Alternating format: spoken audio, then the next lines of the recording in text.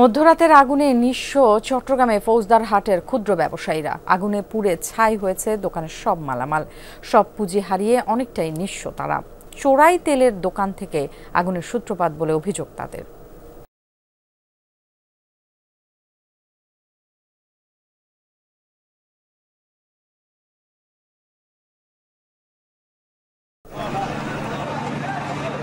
রোববার মধ্যরাতে ঢাকা চট্টগ্রাম মহাসড়কের ফৌজদারহাট বাংলা বাজার এলাকায় অগ্নিকাণ্ডে ভস্মীভূত হয় furniture, cement, mobile, jute, cooling corner ও চায়ের দোকান সহ অন্তত 17টি দোকান।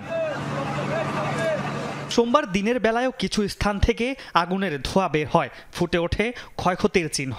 দাও দাও করে জ্বলতেছে, এগুলো ধরনের 5 মিনিটের মধ্যে জ্বলে গেছে সবগুলো। এক মুহূর্তে লাগে গেছে, এখানে আর কিছু করার নাই। আমরা আসছি দাঁড়া দেখা ছাড়া কিছু করার নাই। বিভিন্ন ধরনের ফার্নিচার ছিল, প্রায় কোটি টাকার ক্ষয়ক্ষতি হয়েছে। এখন আসলে এই ব্যাকআপটা কিভাবে দেব?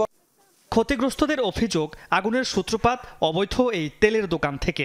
প্রতিদিন রাতের আধারে রাষ্ট্রায়ত্ত পদ্মা, মেঘনা, যমুনা সহ বিভিন্ন তেল কোম্পানির গাড়ি থেকে চুরি করে অকটেন, পেট্রোল, ডিজেল নেয় দোকান মালিক।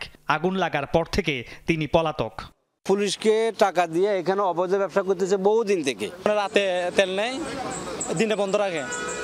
ওরা এখন বর্তমানে তেল আগুন লাগার পরে অনেক পালাতক। তেলটার জন্য এই আগুনটা এত বিশাল ভয়াবহতা, যার কারণে এত মানুষের স্বপ্ন শেষ হয়ে গেল। জনগণের আড়ালে রাতের বেলায় এই ধরনের ঘটনা ঘটায়। রাতে 12টা 1টা 2টার দিকে ওরা আসে গাড়ি থেকে তেল নিবে। নিজের সারা জীবনের সঞ্চয়, ধার দেনা ও ব্যাংক লোন নিয়ে ব্যবসা করতেন ভস্মীভূত দোকান মালিকরা। আগুনের সব হারিয়ে অনেকটাই নিঃস্ব।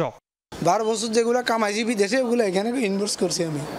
এটা নিজে বানাইছি, সেটা সব টাকা এখানে চলে গেছে। আল্লাহ যদি চায় তাহলে দাঁড়াতে পারবেন, নাহলে তো আমাদের ফতের ফকির ছাড়া তার কিছু নাই। এমনি ফতে ঘুরতে হবে আর কি। ওদের মালামাল কিনতে হয়, এখানে অনেক টাকা ব্যবসা পা।